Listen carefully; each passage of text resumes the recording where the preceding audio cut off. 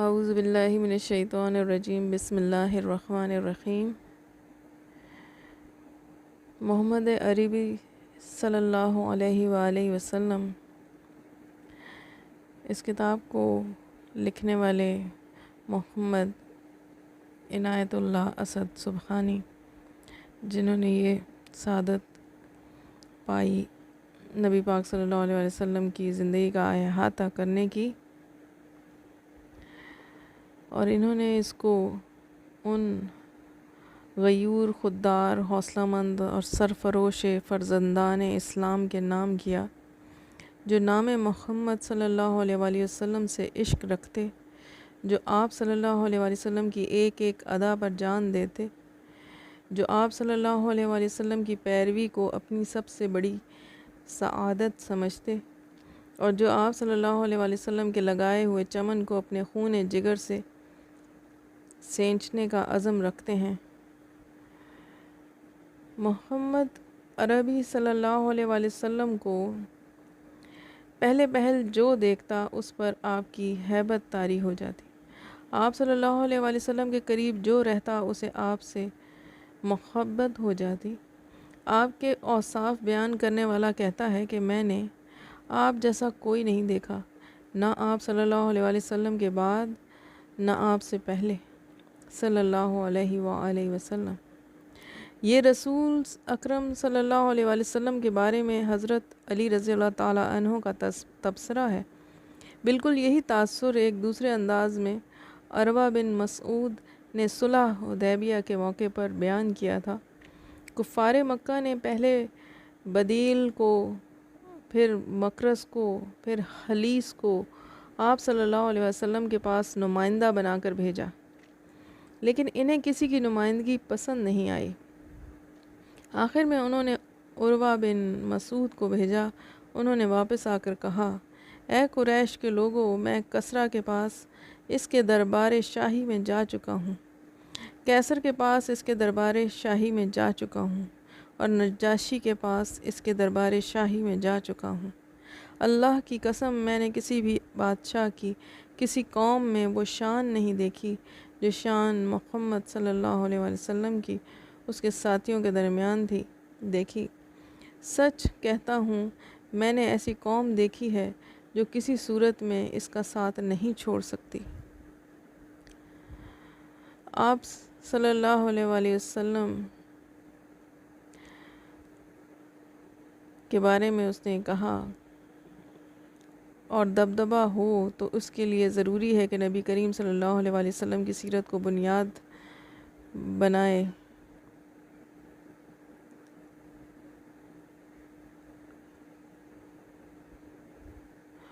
اور اس کا مطالعہ کرتا رہے۔ آپ صلی اللہ علیہ وسلم کی سیرت کا مطالعہ تمام سیرتوں میں سے بے نیاز کر سکتا ہے، لیکن تمام عظیم ہستیوں کی سیرت کا مطالعہ آپ صلی اللہ علیہ وسلم کی سیرت سے بے نیاز نہیں کر سکتا۔ یہ شاعری ہے یا حقیقت، اس کا صحیح فیصلہ آپ صلی اللہ علیہ وآلہ وسلم کی سیرت کے وسیع اور گہرے مطالعے کے بعد ہی کیا جا سکتا ہے۔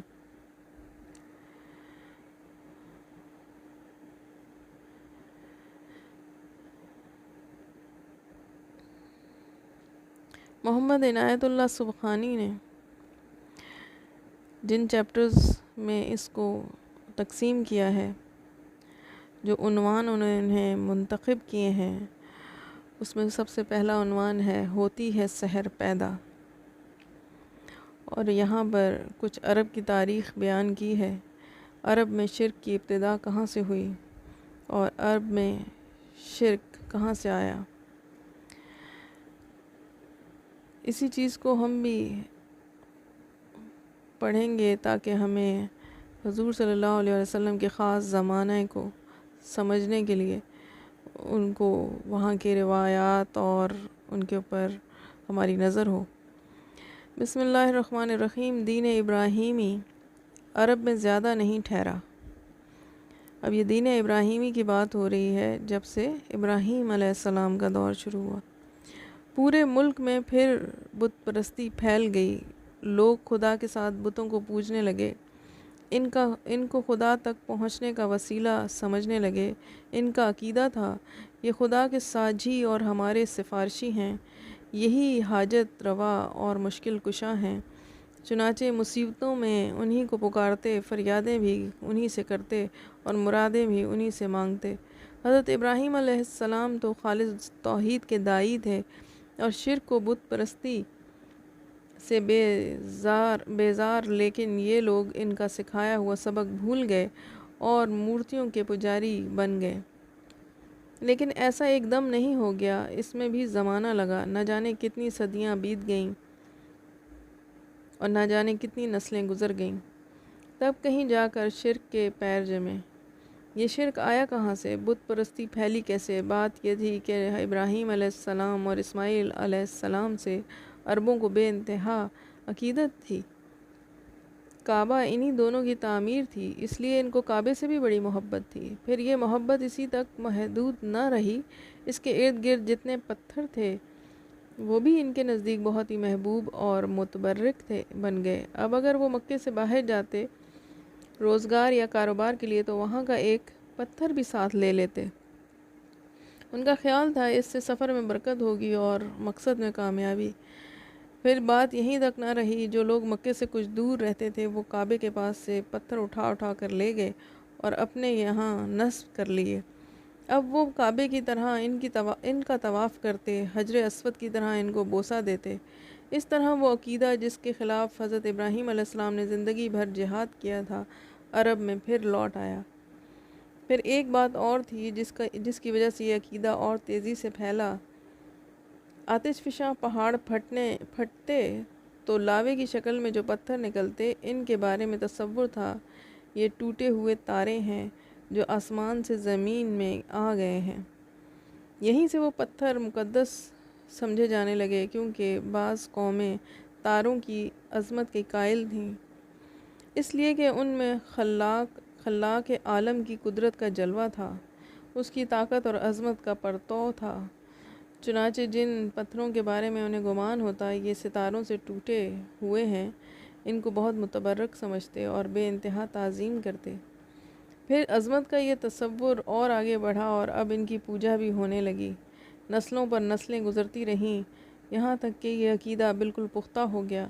اب کوئی بھی پتھر مل جاتا جو خوبصورت اور سڈول ہوتا، یا اس کی ساخت میں کچھ نیا پن ہوتا، یا کسی مخلوق کی شکل سے مشابہ ہوتا، اس کی عظمت ان کے دل میں بیٹھ جاتی اور وہ اسے پوجنے لگتے۔ پھر ایک قدم اور آگے بڑھے، اب وہ پتھروں کو خود تراشتے، اپنی پسند کے مجسمے بناتے، جس بزرگ یا پوتا سے چاہتے یا دیوتا سے چاہتے منسوب کر دیتے، اور جو دل چاہتا ان کے نام رکھ لیتے، پھر ان کو ایک جگہ نصب کر کے پوجنا شروع کر دیتے۔ عقیدت و محبت میں ان پر نذرانے چڑھاتے، ان کے نام کی منتیں مانتے۔ ان کا خیال تھا اس طرح وہ دیوتا اللہ کے یہاں سفارش کریں گے، بگڑے ہوئے کام بنا دیں گے اور آخرت میں ذریعہ نجات ہوں گے۔ مکے میں سب سے پہلے جو بت داخل ہوا اور پھر خانہ کعبہ کے سامنے نصب ہوا وہ حبل تھا۔ اس کو لانے والا شخص عمرو بن لہی تھا۔ یہ کہیں سفر کر رہا تھا، راستے میں ایک مقام سے گزر ہوا، دیکھا لوگ مورتیاں پوج رہے ہیں، اس کو بہت بھلا معلوم ہوا، ان سے کہا ایک مورتی ہمیں بھی دے دو، ہم اپنے یہاں لے جائیں گے، ہم بھی اس کو پوجا کریں گے۔ لوگ بخوشی تیار ہو گئے اور وہ مورتی لے کر مکے آ گیا۔ پھر رفتہ رفتہ خانہ کعبہ کے پاس اور مورتیاں آ گئیں، ان میں دو مشہور مورتیاں اساف اور نائلہ بھی تھیں، یہ چاہے زمزم پر نصب تھیں۔ اس وقت چاہ زمزم بالکل پٹ چکا تھا، بہتیرے تو اس کے نام سے ناآشنا تھے، یعنی کہ بہت سے لوگ اس کے نام سے بھی ناآشنا تھے۔ یہ زمزم کا جو کنواں تھا وہ تقریباً بند ہو چکا تھا۔ یہی نہیں، بیشتر قبیلوں کی اپنی اپنی مورتیاں بھی تھیں جو ادھر ادھر مختلف علاقوں میں نصب تھیں۔ مثلاً عزی، یہ قریش کی سب سے بڑی مورتی تھی۔ لات، طائف کا ایک قبیلہ تھا ثقیف، یہ اس کی مورتی تھی۔ منات، مدینے کے دو مشہور قبیلے تھے اوس اور خزرج، یہ ان کی مورتی تھی۔ ان کے علاوہ اور بھی بہت سی مورتیاں تھیں۔ یہ وہی گھر تھا جسے ابراہیم اور اسماعیل علیہ السلام نے اپنے مقدس ہاتھوں سے بنایا تھا، بڑی آرزوؤں اور تمناؤں سے بنایا تھا، جس کے بنانے میں اپنا خون پسینہ ایک کیا تھا۔ کیوں؟ صرف اس لیے کہ یہ توحید کا مرکز بنے، رب کا سب سے بڑا گھر بنے، لیکن قوم نے ساتھ نہ دیا۔ یہی خانہ خدا بت خانہ بن گیا، یہی مرکز توحید منبع شرک بن گیا۔ لوگوں نے ابراہیم علیہ السلام کا دیا ہوا سبق فراموش کر دیا، اب انہیں یاد بھی نہیں رہا کہ کبھی اسی گھر سے توحید کی صدا بلند ہوئی تھی، بلکہ اب ان کے لیے یہ تصور کرنا بھی دشوار تھا کہ بت پرستی کے سوا بھی کوئی سچائی